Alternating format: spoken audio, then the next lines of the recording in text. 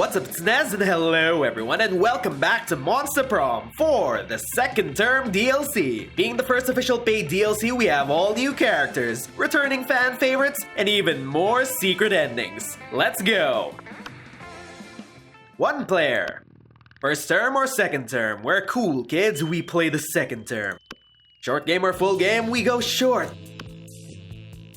Spooky high school, the sweetest years of our lives. Back then, we were young and unafraid.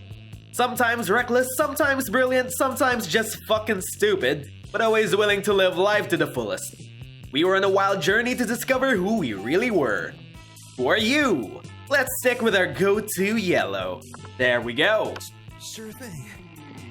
And we had yet to experience its ultimate challenge, the Monster Prom. And the new start screen. I remember it clearly. 3 weeks were left, and as we fantasize about our dream prom dates, we were all scrambling to catch the attention of one of our 8 most charismatic classmates. Up to 8 from 6. Scott Howell, 21. A werewolf athlete who compensated for his rather small brain with his stupidly huge heart. Miranda Vanderbilt, 19. A sweet mermaid princess who was as cute as she was genocidal. Polly Geist, 22, question mark? A party goes with insatiable hunger for all the wrong things. Damien LeVay, 21. A fearless demon with a taste for destruction and a love for fire. Liam the Lion Court, 4XX. A hipster vampire whose standoffish demeanor hid that he was a truly lovable dork. And Zoe, yes, Zoe! Oh, our eldritch waifu makes a return. An eldritch cutie who went from endless deity of the dark realms to ultimate fangirl. And Calculester Hewlett-Packard 1.0. Calculester! We never got your secret ending, but I guess you're a main love interest now. A library computer who had become a sentient robot ready to experience life to its fullest. And Vera Oberlin, 23. A mean self-made Gorgon with a merciless sense of business. It was clear, it had to be one of them, but who? Oh, we're going after our favorite Purpley Bay. We only had 3 weeks to choose our prom date, and even more daunting, we only had 3 weeks to woo them and conquer their heart. But as I already said, we were young and unafraid, and we were ready to start. Back to Spooky High! Welcome to Monster Prom's stupidest pop quiz ever! All minds are rotten, but they are rotten in so many different ways. Worry no more, we're using our PhD in bullshit to diagnose which kind of deviant sicko you are. Monster Prom's stupidest pop quiz ever TM will throw a bunch of absurd questions at you and turn your answers into your character's stats. This way each of you will start by having stats that better reflect your true deviant selves. Let's start. If you were the leader of a new country, what would your flag look like? Flags are outdated symbols that lead to unnecessary nationalist exaltation. We will replace flags with a national QR code that will provide Taco Bell coupons and lead you to SoundCloud. I'd go for a simple 3-colored stripe approach where each color represents one of the country's values. Blue for diplomacy, purple for patience, and red for the blood that will be spilled if anyone tries to overthrow me. Or just Garfield's face. It's a power move. There's no doubt you're the supreme leader of your land if no one stops you from making Garfield the flag of your country. Yes, we'll make Garfield the flag. So fun! A distant relative you didn't even know passed. You have to attend their funeral, but you're super hooked binge-watching the 7th season of The Office. What excuse do you make to avoid the social obligation? The trick to good lying is being subtle and telling half-truths. Tell your family you can't attend because you're hooked on binge-watching the 5th season of The Office. Just don't go. From now on, every time a family member asks you why you didn't attend, just say, you know, and then wink at them. Or try to convince your family you were a flamingo all this time, and flamingos aren't supposed to attend funerals. I am truly a flamingo. So bold. Your partner just gave you a cool gift for your anniversary, but you totally forgot. Quick, come up with an idea for a great gift. A pony. Always a pony. Anything capable of leading them to an overdose of some sorts. A friendly Roomba with wobbly eyes. The head of their fiercest enemy. Anything on fire, or a weapon. No, a weapon on fire. An art commissioned by Picasso. Judging by how the devs describe Zoe, I can tell that she's a huge weeb. An art commission. There we go. What would be a deal breaker for a potential lover? The person is mediocre. The person lacks taste. The person is a coward. The person lacks manners. The person hates the outdoors. The person uses Internet Explorer. Oh no. We'll go with that. And now back to school. Week 1, morning. So where do we hang out first? Let's go and party. That day during recess, you start a half-hour rave that goes full crazy. You have no idea how it escalates so much, but at one point there are like 300 people.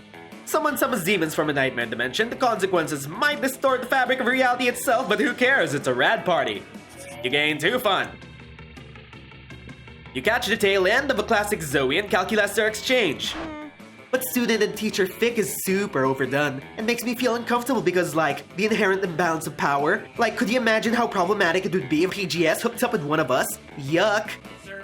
I cannot seem to recall what Principal Giant Spider looks like anyway. Image PGS not found.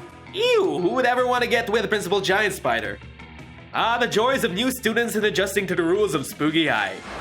And here's another new character. Hi, Dahlia. You there, killing machine and abyssal terror. Rude? I need an impressive ally in my fight against the reign of the LeVays over the 8th circle of hell.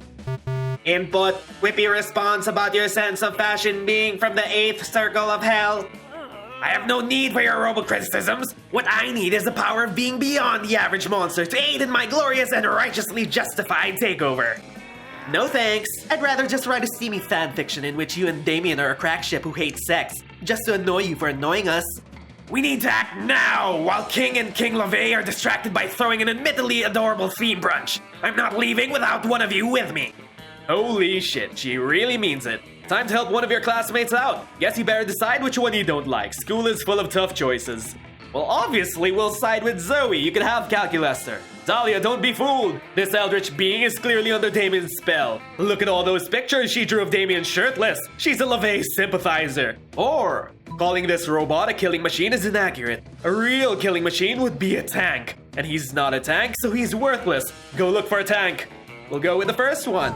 Oh shit, we're not that creative. Ah, this is quite the extensive collection of Damien LeVay's drawings. But wait, this appears to be a wounded Damien being nursed by Vera. Damien dying in Liam's arms. Oh, those are just illustrations from my tragic hurt comfort fix. Yes, I too would be comforted by Damien being hurt. Uh-huh. No, that's not what it means at all. It's just that people enjoy the drama. Yes, my takeover of the 8th circle will be gloriously dramatic. Come along, Eldritch Horror.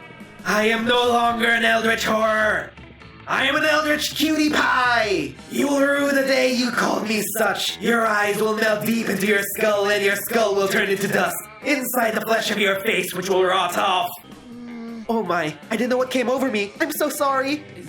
Oh no, wait, Zoe, no! Emotion identified, sadness and shame, engage protocol, comfort friend. Great, you've scared off both my living weapons. Clearly you're in the league with the LeVays. Prepare to meet your doom. Oh, please crush me in your thighs. I mean, please don't hurt me, big blue woman. Oh man, now everyone is mad at you. Plus the beatdown Dahlia delivers you gives you -2 fun and 1 charm, because it's neither fun nor charming. Oh no. We had the worst possible impression on our eldritch waifu. Alright. Zoe! Can we make it up to you? You sit down with Scott and Zoe just as Zoe cracks open the Tupperware she brought for lunch. You're not sure what's inside, but it sounds like it's screaming. It knows. Whoa, Zoe, what are you eating? Is it pizza? I love pizza. No, Scott, it's not pizza. I'm on a special diet where I only eat Sanity. Oh, Sanity! I bet that's chock full of protein. I think it is. Not really. It's mostly chock full of horror. It's better fresh, but that's a lot messier. So when I come to school, I pack leftovers in for the Tupperware inside. So smart! What does Sanity taste like? Yeah, Scott, I'm pretty sure you've never had Sanity in your life. Well, you know when you're sucking the marrow out of the ethereal bone fragments harvested from the carcass of a rival deity you've slain? Yes? I don't think I've ever eaten a rival deity. Do I have a rival deity? Is it fireworks? I hate fireworks. Yes, most dogs hate fireworks, Scott. No. Let's see. Have you ever drunk a child's tears filtered through its mother's severed scalp? While an orchestra plays a tuneless melody on instruments of flesh? Yes, Zoe, we've had one of those. I've had pizza. Is that close? Meh, not really. It's more like cashews. Cashews and shrimp.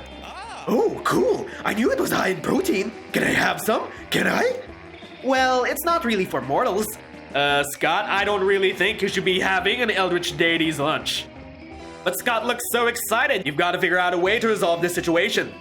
So, Scott, sanity is extremely high in cholesterol. Why don't you just eat some of these cashews and shrimp smothered in this malignant insanity hot sauce I brought? Or, what if Scott uses this crazy straw? Let's go with hot sauce. Oh no, cholesterol, the original C word. Also, eating sanity would cause your brain to invert, mutilating it like a thumbless chimpanzee angrily peeling an orange.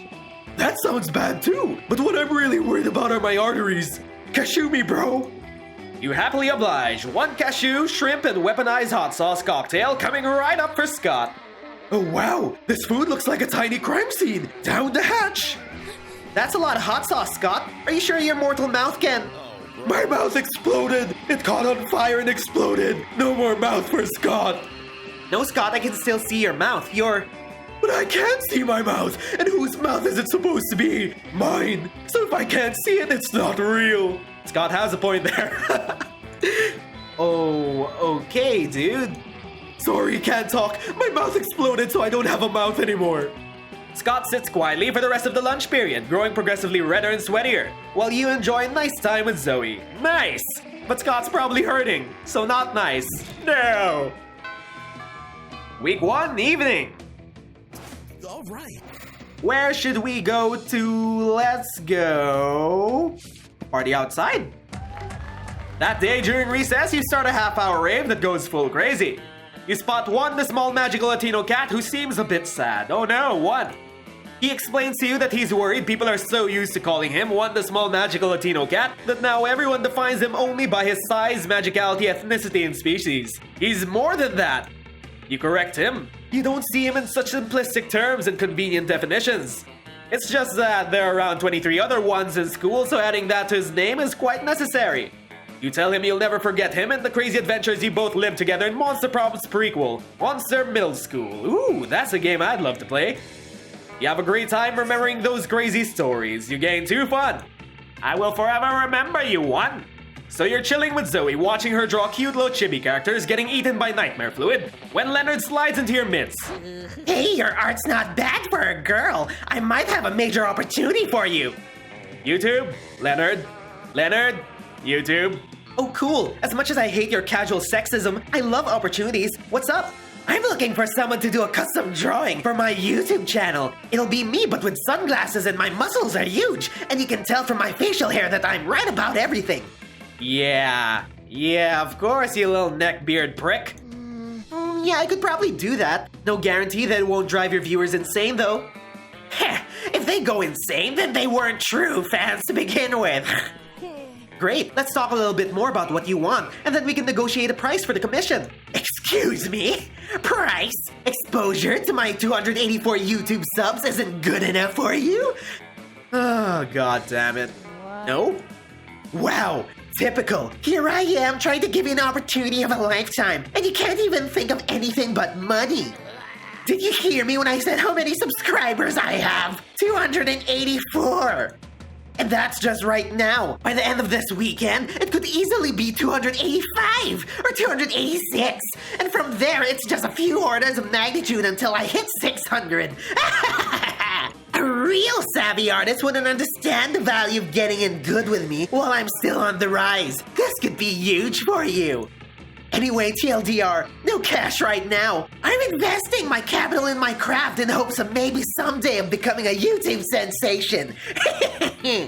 You're an artist. Do it for me for the love of the art or whatever dumb fucking reason artists have for doing art shit. As Leonard pours more and more garbage words out of his mouth, you feel the air around Zoe turning into pink tentacles of wrath. Uh-oh. If you can't broker a deal between these two, who knows what will happen to reality? Maybe you can convince Leonard to pay with something other than money. So, Leonard, why don't you pay with one of your kidneys? I mean, you've already got 2, and once you're a YouTube sensation, you can buy all the kidneys that you could ever want. Or, if all you've got right now is hope for the future, then why not pay with your future? Pledge to be Zoe's undentured servant from ages 32 to 36. Let's go with the first one. I want to take one of your kidneys. Haha! Deal, suckers! Everyone knows YouTube stars don't need internal organs. They film from the chest up, so no one can see how much of them is missing. All a YouTuber needs is a face, vocal cords, and some pretty nice teeth. Everything else is just weighing me down. Yep. Everything else is just weighing you down, you ugly little Kappa asshole. Hell, take both of my kidneys. I don't need them when I'm famous. Leonard rips his kidneys out and hands them to you. He's so excited for his quote-unquote free art. You offer to sell them to a guy you know on Zoe's behalf because kidneys are worth way more than whatever she'd normally be paid for her art. No thanks. I think I'll actually just use these to grow a tiny effigy of Leonard that I can torment in the pain dimension for all eternity. I call it 4D fanfic. Savage! You join in the torment, gaining 2 fun and 1 creativity in the process, and hopefully we never see Leonard ever again. Fuck you, you little prick! Week 2, morning! All right. Where do we hang out now? Let's hang out... in class? That day you listen to your elders and learn valuable lessons. Sometimes after all the monster nonsense and dating gimmicks, you forget that attending class is supposed to be the primary activity at this high school. I thought it was banging monsters. You gain 2 smarts. You were going to help Zoe with her math homework after when you noticed you're surrounded by a crowd of sinister cloaked figures. She seems pissed about it. Guys, stop it. I don't want any dead goats. I'm at school. Oh, Zoe, is that a full print weeb shirt you're wearing shamelessly in public? We truly are soulmates. We must commence. We understand you perfectly, Lord Zagord. This is a test. We must bring you even more dead goats to satisfy your dark hunger. What? No. That's the opposite of what I just said. And I don't go by Zagord anymore. I'm Zoe, okay? Z-O-E. Zoe. Can we take a rain check on that study session, Nez? I can't stand to be around these jerks. Zoe brushes past you on her way out. The cultists stare at you with unconcealed awe. Well, okay, it's concealed by their terrifying masks, but still. Zagord, addressed you by name, and you did not go mad with pleasure. Actually, we kinda are, but you can't see my webcam right now. It addressed you almost as if you were an equal. It passed within inches of your frail mortal frame. And what's more, it mentioned rain. Could it be that it was referring to the fabled storm of cerebrospinal fluid, which will one day come to quench all sanity? Yes? Brothers, sisters, bow down before Nez, for he is clearly the prophet of Zagord. I prefer the term boyfriend, thank you very much. Please, O prophet, guide our worship, for we have noticed of late that our Lord appears dissatisfied with our sacrifices. The blood of many goats once pleased Zagord, and yet now, we don't understand what has changed. Maybe because she turned into a high school girl that loves anime and K-pop? That's pretty obvious. Perhaps, given your special relationship with our incomprehensible master, you could suggest a new sort of sacrifice that would please it. Fuck it. You've got nothing better to do. You decide to be a prophet for a day. You tell them that what they should be really sacrificing is... It's important to learn from your mistakes. So sacrifice another goat, but write, "We're sorry" on the side. Or, sacrifice your own harmful prejudices. Which one do we choose? Yeah, I'm pretty sure Zoe doesn't want any more goats. But our harmful prejudices are precious to us. They're how we remain reliably unpleasant, the better to unplease Zagord. Maybe that's how it was with Zagord, you explain? But Zoe's got an entirely different set of standards that don't involve being a bigot. Your wisdom truly is subtle and deep. Very well, bring out the prejudices. One of the cultists steps forward with a steel-banded box stained with blood and scorched with fire. What the fuck? You're not sure exactly what's inside, but it smells pretty racist. What? Now, bring out the vat of acid we always carry around. Where were they keeping all this stuff? Those robes must be pretty rooming. Now dissolve the prejudices in acid. Go on, do it. The box dissolves with a sound like 1,000 grandmothers disapproving of your gender identity. Oh, the horror. We're suddenly unprotected from new and radical ideas. The revelations are flooding in. Could it be that we have been jerks? Alas, it is true. And it is true also that our Lord demands from us one further sacrifice. It is the greatest sacrifice of all. We must sacrifice the past. The name Zagord is gone, perished along with the dark timeline that gave it birth. Yeah, I remember that. Prank masters, sacrifice into our dark master. Here and now, we rededicate ourselves to a new cult. The cult of Zoe. Okay, I'm down with that. As long as I'm still your prophet and Zoe's boyfriend, I am down with that. Wow, that worked way better than you expected. Maybe you can dissolve the prejudices of other bigots in acid too. Or maybe you can just dissolve the bigots in acid. Either way, +2 charm and 1 boldness. Yes, here we go. The plot thickens. All right. Now who do we hang out with for lunch? Let's hang out with Zoe and Polly. You sit down with Zoe and Polly. Zoe is slurping Sandy out of a Tupperware container with several of her mouths, and Polly isn't eating anything at all. You feel a little uncool for being the only one at this table eating normal food. Speaking of eating food, oh yeah, Nez, I can read your thoughts, sorry. Why are you even here, Polly? Why are any of us here, Zoe? The universe is vast and full of mysteries. No, come on, I mean, why are you here? In the cafeteria? I mean, Miranda comes here to supervise her eating serfs, and Liam comes here because he presumably feeds on food pics. But you don't feed on anything at all, so why are you here? Why aren't you doing drugs or getting laid or something? Well, because... It seems like Polly might be on the verge of an existential crisis. Those are really serious for ghosts, save her! Polly comes here because... Secret backstory reveal, or... Polly comes here because... Fuck it, she can do whatever she wants. Secret backstory reveal. Yes, the truth is... OMG. What? What? I'm actually the ghost of a famous chef. You are? Wow, this is definitely going in my next fic. Which chef? Julia Childs? Martha Buart? Gordon Ramsay, but a fish person? I don't know. I was pretty high when I died. Polly, you change the circumstances of your death every time we talk to you about it. Is this true?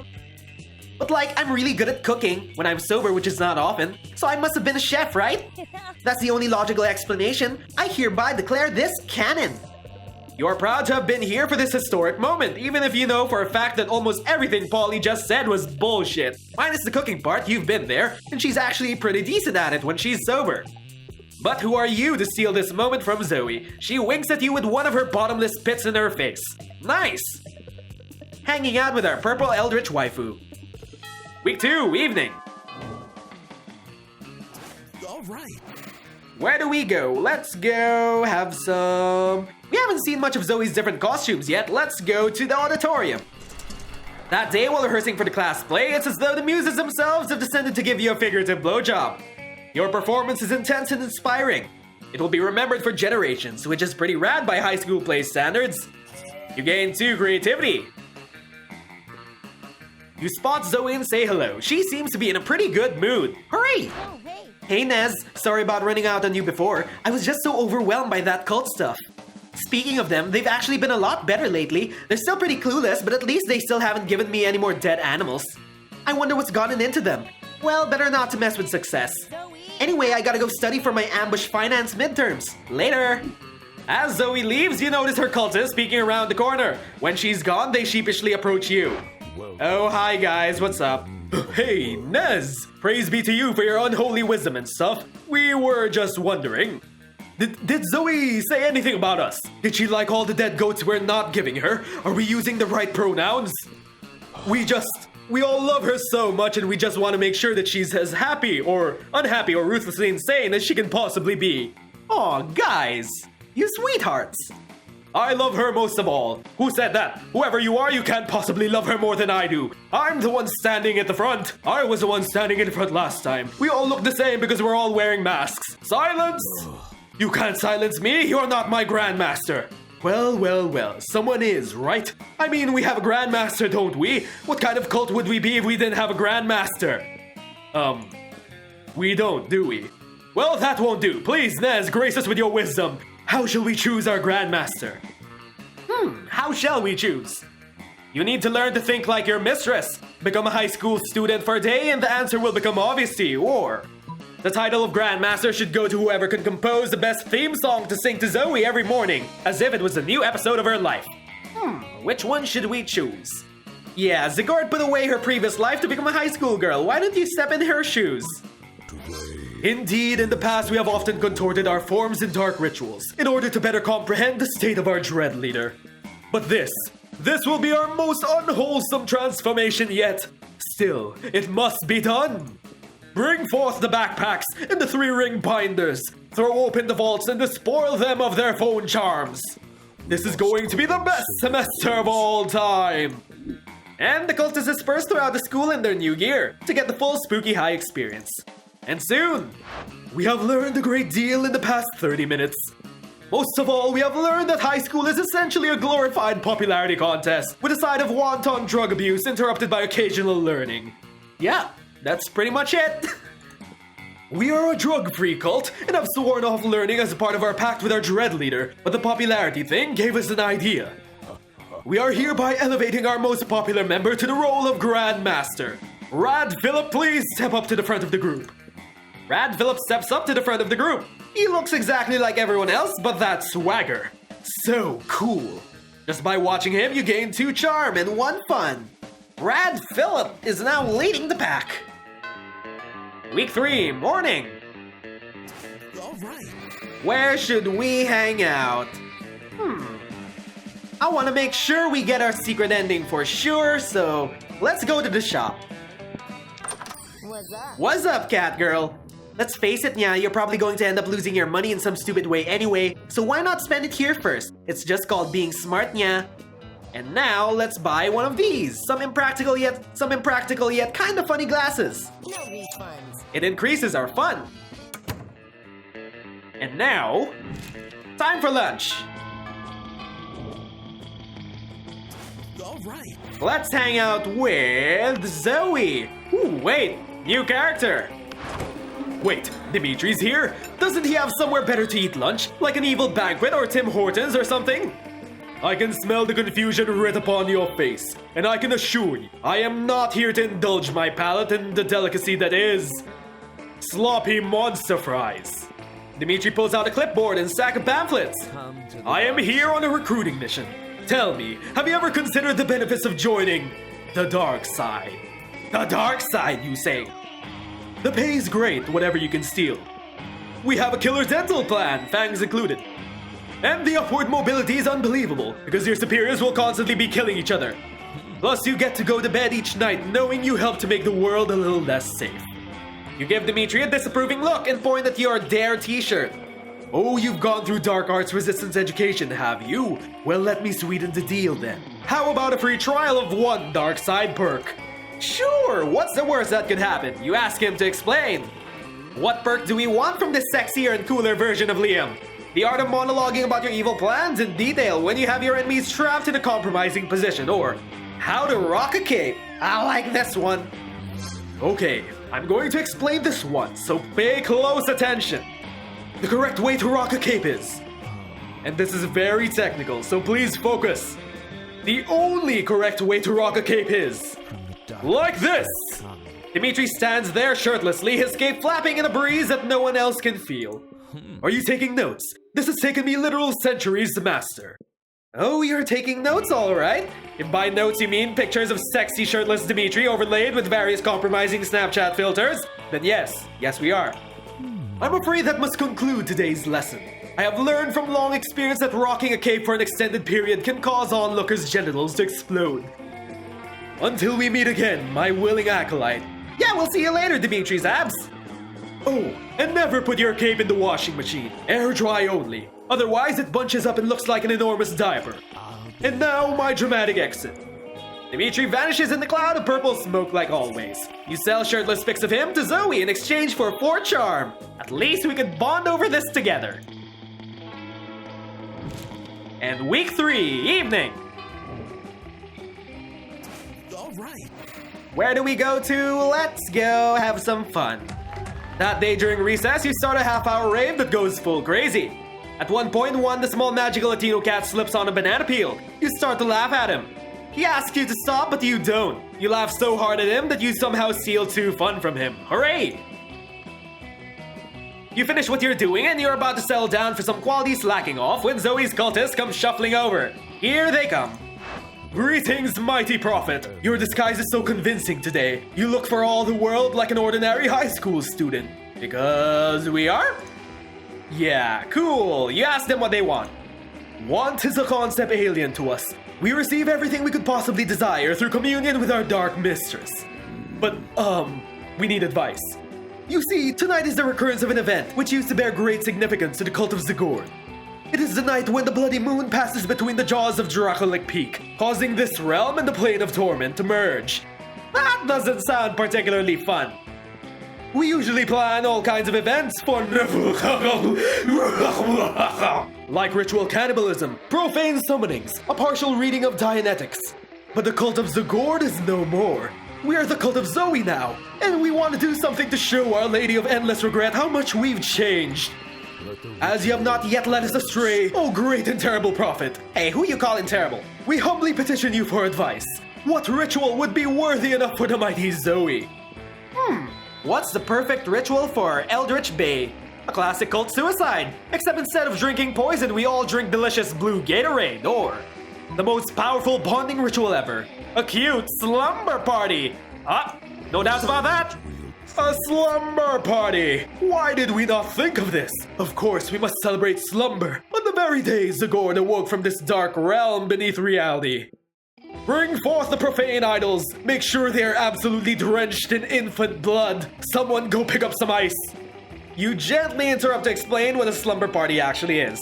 So, no infant blood? You shake your head. No infant blood. I see. But that sounds pleasant. You explain that, yes, that is the point of a slumber party. Pleasantness was always anathema to the cult of Zagord, but we're the cult of Zoe now, and you are her prophet. We will trust in your sage advice. And just then, Zoe appears. Dang, you wanted this to be a surprise! Hey guys, what's going on? Not sacrificing any babies, I hope. No! We would never sacrifice babies without asking you first. We simply wish to invite you to... To what? A nocturnal congress. He means a slumber party. A nocturnal congress? I'm so over nocturnal congresses. No, this one will be different. There will be nail painting and makeovers, and we will discuss in conspirational tones those who we most desire to smooch. Oh, you mean like a slumber party? Yes, that's exactly what he means. You know of this ritual? OMG, yes!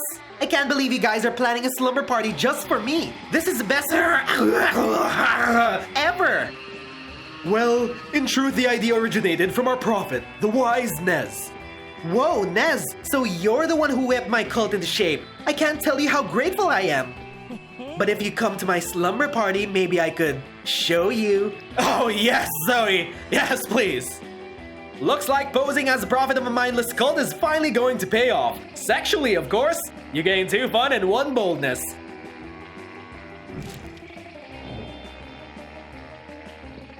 Aha! Yes! All right.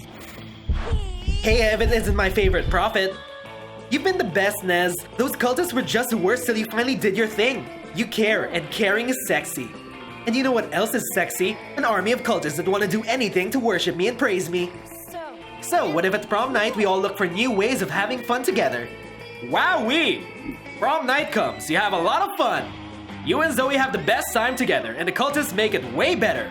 They laugh at all your jokes, making you look funnier. They surround you in a circle mesmerized while you and Zoe slow dance. Aww! Let's go. And by the end of the night, they join you in some very restless rituals and flavorful festivities. And Zoe. So fun, so fabulous, so fierce. She surely is one to worship. All hail the cult of Zoe. All hail the cult of Zoe! And there we go!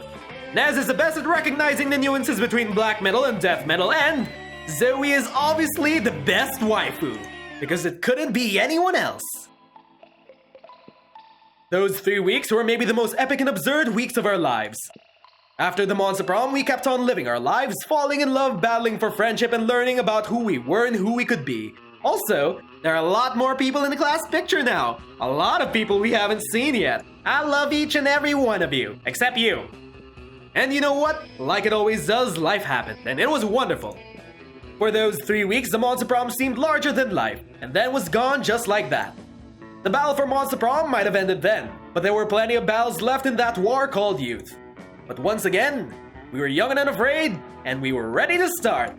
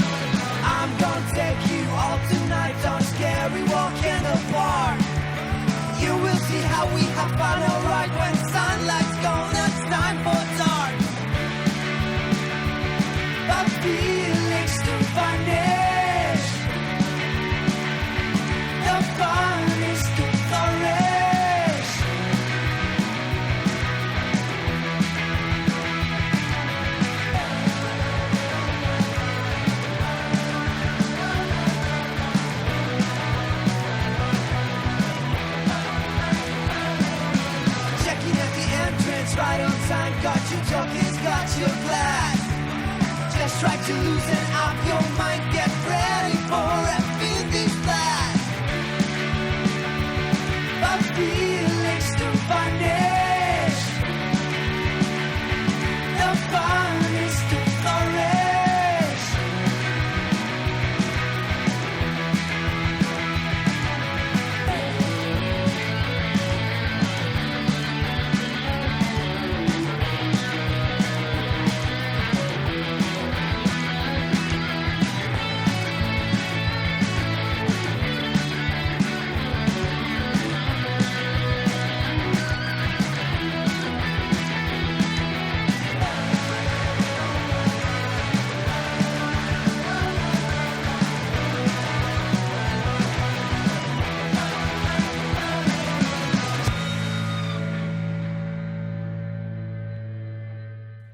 And there we go! We finally got to date our eldritch waifu Zoe for real in our first secret ending of the second term DLC. If you guys enjoyed this episode, like and subscribe so we could grow our channel together. There are more new secret endings to unlock, but until then, my name is Nez, and thanks for watching. See you all next time. Bye everyone!